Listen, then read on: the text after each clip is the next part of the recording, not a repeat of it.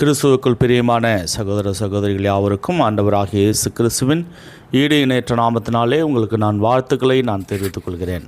பிரியமான தேவஜனங்களே, இந்த நாளிலே கூட வேதத்தை எப்படி வாசிக்க வேண்டும் என்கிறதான தலைப்பின் கீழாக தேவனுடைய வார்த்தை நாம் சிறிது நேரம் நாம் தியானிப்போம். பிரியமானவர்களே, அநேகர் இன்றைய நாட்களிலே கிறிஸ்துவர்களாக இருக்கிறவர்கள் வேதத்தை அவர்கள் வாசிப்பதில்லை. இல்லை வாசித்தாலும் அவர்கள் வேதத்தை எப்படி வாசிப்பது என்கிறதான ஒரு நிலைமையும் ஒரு புரிதலும் அவர்களுக்கு இல்லாதபடியினாலே தேவனிடமிருந்து கிடைக்க வேண்டியதான ஒரு சரியான வழியிடத்திலானது அவர்களுக்கு கிடைப்பதில்லை. பிரியமானவர்களே, வேதத்தை வாசிக்க 7 படிநிலைகள் உள்ளது. அவற்றை ஒவ்வொன்றாக நாம் பார்க்க போகிறோம்.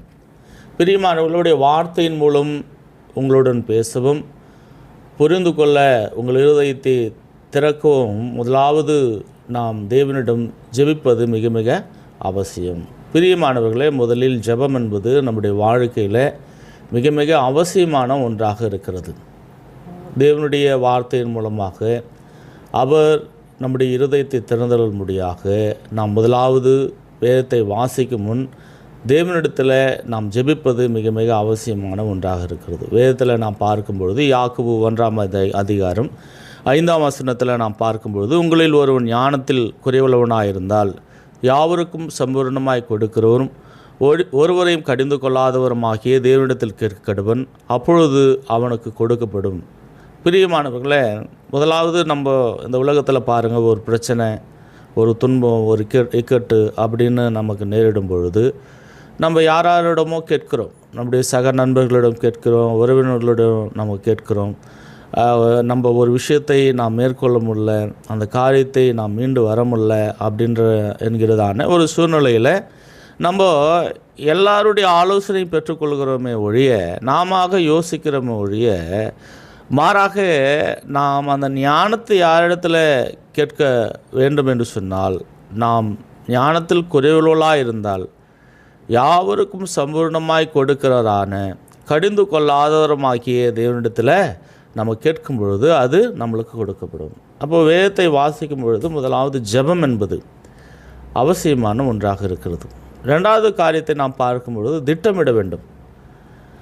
வேதத்தை நாம் வாசிக்கும் பொழுது அது நம்ம சீராக அதை நம்ம என்ன பண்ணுறோன்னா, தொடர்ச்சியாக நாம் அதை வாசிப்பதற்கான ஒரு திட்டமிடலானது இருக்க வேண்டும். நமக்கு தகுந்தாற்போல், நம்முடைய நேரத்துக்கு தகுந்தாற்போல், நம்முடைய காலத்துக்கு தகுந்தாற்போல், நம்முடைய சமயத்துக்கு தகுந்தாற்போல் வேதத்தை வாசிப்பதில் நாம் திட்டமிட்டு கொள்ள வேண்டும். பிரியமானவர்களே, எப்படியாக நாம் திட்டமிட வேண்டும் அப்படின்னு நாம் பார்க்கும் பொழுது 2 தீமோத்தேயு 3ஆம் அதிகாரம் 15-17 வரைக்கும் நான் வாசிக்கும் பொழுது, கிறிஸ்து இயேசுவை பற்றும் விசுவாசத்தினாலே உன்னை ரட்சிப்புக்கேற்ற ஞானமுள்ளவனாக்கத்தக்க பரிசுத்த வேத எழுத்துக்களை நீ சிறுவயது முதல் அறிந்தவன் என்று உனக்கு தெரியும்.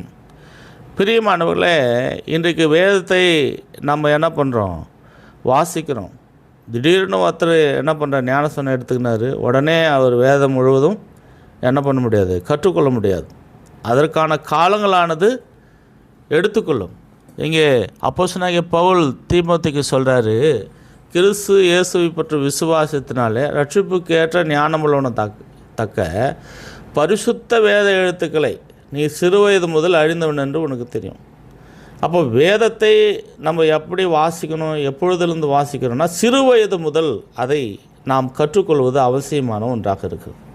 நிறைய பேர் சொல்லுவாங்க, எனக்கு பைபிள்லாம் தெரியும், நான் என்ன பண்ணுவேன், நான் பைபிளை கிட்டத்தட்ட நான் ஒரு 10 தடவை படிச்சிட்டேன், கரைச்சி குடிச்சிட்டேன், அதனால் இனிமேட்டு எனக்கு பைபிள்லாம் அவசியம் கிடையாது, வேதத்தில் இருக்கிற எல்லா காரியங்களும் எனக்கு தெரியும், ஆதியாமத்திலேருந்து வெளிப்படுத்த விசேஷம் வரைக்கும் எல்லா விஷயம் எனக்கு தெரியும் அப்படின்னு சொல்லிட்டு நிறைய பேர் வேதத்தை அவர்கள் வாசிப்பதை அவர் நிறுத்தி விடுகிறார்கள்.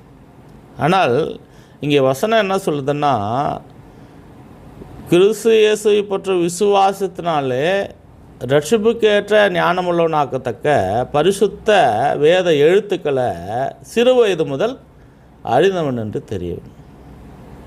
பிரியமானவர்களே, இந்த நாளில் கூட இந்த வேத வாக்கியங்கள்லாம் முதலாவது அது யாரால் அருளப்பட்டு இருக்கிறது, 2 தீமோத்தேயு 2:16 நம்ம 3:16 நம்ம பார்க்கும்போது 16-17 வேத வாக்கியங்கள் எல்லாம் தேவ ஆவியினால் அருளப்பட்டிருக்கிறது, தேவனுடைய மனுஷன் தேர்வனாகவும் எந்த நற்கிரியை செய்ய தகுதியுள்ளவனாகவும் இருக்கும்படியாக அவைகள் உபதேசத்திற்கும், கடிந்து கொள்ளுதலுக்கும், சீர்திருத்தலுக்கும், நீதியை படிப்புதலுக்கும் புரோஜனமுள்ளவர்களாக இருக்கிறது.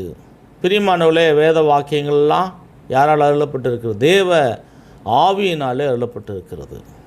பிரியமானவர்களே, இங்கே தீமோத்தேயு சிறுவயது முதல் அந்த வேத எழுத்துக்களை அவர் அறிந்தவர். அப்போ இந்த நாளிலே அந்த வேத எழுத்துக்களை நாம் எதற்காக கற்றுக்கொள்கிறோம், எதற்காக படிக்கிறோம் என்று சொன்னால், அந்த வேத எழுத்துக்கள் உபதேசத்திற்கும், கடிந்து கொள்ளுதலுக்கும், சீர்திருத்தலுக்கும், நீதியை படிப்புதலுக்கும் புரோஜனமுள்ளவர்களாக இருக்கிறது என்பதை அறிந்திருக்கும்.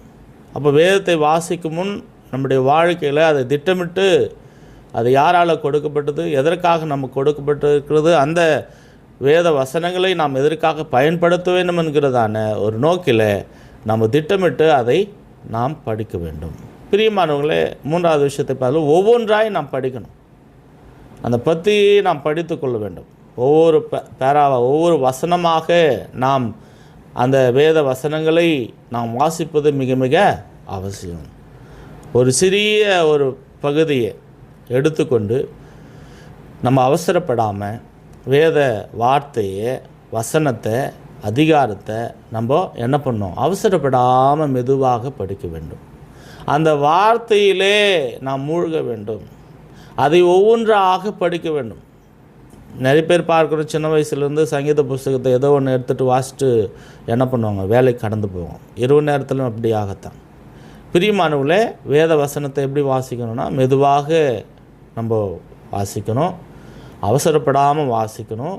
அந்த வார்த்தைகள் என்ன சொல்கிறது என்பதை நாம் புரிந்து கொண்டு அதிலே மூழ்க வேண்டும். அப்பொழுதுதான் தேவனுடைய அந்த வழியிடத்திலானது, பரலோக ராஜ்யத்திற்கான பாதையானது நமக்கு காட்டப்படும். சங்கீதத்தில் சொல்லப்படுகிறது, சங்கீதம் 119 105வது வசனத்தில், உம்முடைய வசனம் என் கால்களுக்கு தீபமும் என் பாதைக்கு வெளிச்சமாக இருக்கிறது. பிரியமானவர்களே, தீபம் கூட என்ன பண்ணணும்னா, அந்த ஒரு தீபத்தை நாம் பிடிக்கும் பொழுது நம்மளுக்கு முன்னாடி எவ்வளவு தொலைவு பிடிக்கணுன்றது ரொம்ப அவசியம். அந்த தீபத்தை பிடிச்சின்னு கடகடன்னு நம்ம ஓடுறோம்னு வச்சுங்களேன், சரியான பாதை நமக்கு கிடைக்காது.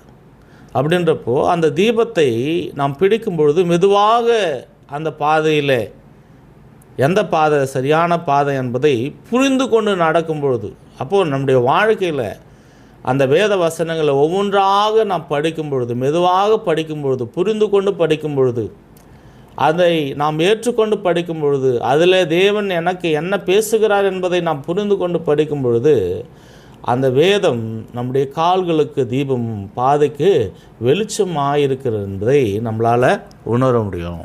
பிரியமானவர்களே, அந்த வேத வசனங்களை நம்ம என்ன பண்ணணும்னா கவனித்து படிக்க வேண்டும். அந்த உரை என்ன சொல்கிறது, யாருக்கிட்ட சொல்கிறாங்க, அது எந்த காலத்தில் சொல்லப்படுகிறது, அந்த வசனம் நமக்கு என்ன சொல்கிறது என்பதை நம்ம என்ன பண்ணணும்னா வேத வசனங்களில் கவனித்து நாம் படிக்க வேண்டும். மார்க் 12:31 பார்க்குறோம், இதற்கு ஒப்பாயிருக்கிற 2ஆம் கற்பனை என்னவென்றால், உன்னிடத்தில் அன்பு கூறுவது போல பிறரிடத்தில் அன்பு கூறுவாயாக என்பதே இவைகளிலும் பெரிய கற்பனை வேறொன்றுமில்லை. அப்போ இன்றைக்கி அநேக வேத வசனங்களை நாம் வாசிக்கிறோம், ஆனால் வேதம் பைபிள் என்ன சொல்லுது என்பதை நம்ம என்ன பண்ண கவனிக்கிறது இல்லை. அப்போ வேத வசனங்களை வாசிக்கும் பொழுது அது என்ன சொல்கிறது, யார் பேசுகிறாங்க, நம்ம வாசிக்கிறது அந்த விஷயத்தில் யார் பேசுகிறாங்க, யாருக்கு என்ன சொல்கிறாங்க, அந்த வேத வசனம் நமக்கு என்ன சொல்கிறது என்பதை நம்ம கவனிக்க வேண்டும். அதுக்கப்புறம் அதை புரிந்து கொள்ள வேண்டும். எந்த சூழலில் என்ன அர்த்தத்தில் அந்த கடினமான வார்த்தைகள் ஒருவேளை இருக்கும் என்று சொன்னால், நமக்கு புரியவில்லை என்று சொன்னால், அந்த வேத வார்த்தைகளை நம்ம என்ன பண்ணோம், குறிப்பெடுத்து கொண்டு அதை தியானித்து அதை நம்ம ஆராய்ந்து பார்த்து அதை புரிந்து கொள்வதற்கான முயற்சியில் ஈடுபட வேண்டும். நீதிபதிகள் 2:6 சொல்லப்படுகிறது, கர்த்தர் ஞானத்தை தருகிறார், அவர் வாயினின்று அறிவும் புத்தியும் வரும் என்று பார்க்கிறோம். பிரியமானவர்களே, அதுக்கப்புறம் நாம் பார்க்கும்போது அதையும் நாம் பயன்படுத்தி கொள்ள வேண்டும். வேத வசனங்களை என்ன பண்ணணும்? பயன்படுத்தணும். எப்படி பயன்படுத்தணும்? இந்த உண்மை, இந்த வார்த்தை நம்முடைய வாழ்க்கையில் எவ்விதமாக பொருந்தும்? பிரியமானவர்களே, வேத வசனங்களை பயன்படுத்துவதற்கு கீழ்ப்படிதல் ரொம்ப ரொம்ப அவசியமான ஒன்றாக இருக்கிறது. யாக்கோபு 1:22 நாம் பார்க்கிறோம், அல்லாமலும் உங்களை வஞ்சியாதபடிக்கு திருவசனத்தை கேட்குள்ளாய் மாத்திரமல்ல, அதன்படி செய்கிறவளாயும் இருங்கள். பிரியமானவர்களே, அதை நாம் பயன்படுத்தணும். இன்றைக்கி யாருமே வேத வசனங்களை பயன்படுத்துவதில்லை, அவருடைய வாழ்க்கையில் கீழ்ப்படுவதில்லை. இன்றைக்கு அநேக உலக சித்தாந்தங்களை கற்றுக்கொண்டு அதை அவர்கள் பின்பற்றுகிறார்கள் ஒழிய, மாறாக வேத வசனங்கள் நமக்கு என்ன சொல்கிறது? நம்முடைய வாழ்க்கையில் ஒரு முடிவெடுக்க முடியாத ஒரு சூழ்நிலை வரும், ஒரு குழப்பமான ஒரு சூழ்நிலை வரும், உலக பிரகாரமான ஒரு வாழ்க்கை நம்மை அழுத்தும் பொழுது அந்த நேரத்தில் என்ன பண்ணோம்? உலகம் நம்மை வஞ்சியாதபடிக்கு, அல்லாமலும் நீங்கள் உங்களை வஞ்சியாதபடிக்கு திருவசனத்தை கேட்குள்ளாய் மாத்திரமல்ல, அதன்படி செய்குள்ளாய் என்பீர்கள். அப்போ இன்றைக்கி வஞ்சனை எதனால் வருது அப்படின்னா, நான் பைபிளை வாசிக்கிறேன், சர்ச்சுக்கு போகிறேன், எல்லாவற்றையும் செய்கிறேன், ஊழியத்தை செய்கிறேன், சுவிசேஷத்தை அறிவிக்கிறேன், கீழ்ப்படுகிறேன், உண்மையாக இருக்கிறேன், உத்தமமாக இருக்கிறேன், ஒழுக்கமாக இருக்கிறேன், எல்லாம் சரிதான். ஆனால் என்ன பண்ணுறதில்லை? கீழ்ப்படுகிறது இல்லை. அப்போது திருவசனத்தை கேட்குள்ளாய் மாத்திரமல்ல, அதன்படி செய்கிறவளாய் இருக்கும் பொழுது தான் நம்மளால் 160 நாம் பலன் கொடுக்க முடியும். இப்போது வேதத்தை நம்ம என்ன பண்ணோம்? தினமும் மீண்டும் மீண்டும் அதை நம்ம வாசித்து கொண்டே இருக்க வேண்டும். வேதத்தை வாசிப்பதில் ஒரு நிலைத்தன்மையானது நமக்கு மிக மிக அவசியமான ஒன்றாகுது. எவ்வளோ நம்ம அதை வேதத்தை வாசிக்கிறோமோ அவ்வளவு வளர்ச்சியானது நமக்கு இருக்கும். அதில் ஒரு நிலத்தன்மையானது காணப்பட வேண்டும்.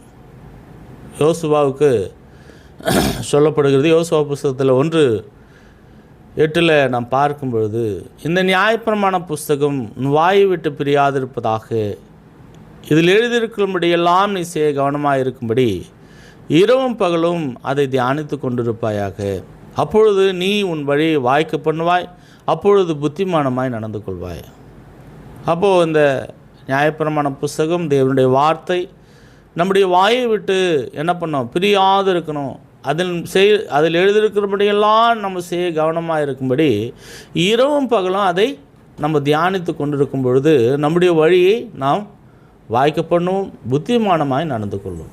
ஆக பிரியமானவர்களை, இந்த நாளிலே வேத வசனங்களை, வேதத்தை, பைபிளை நம்முடைய எப்படி வாசிப்பது என்பதை பற்றி நாம் தெரிந்து கொள்வோம்.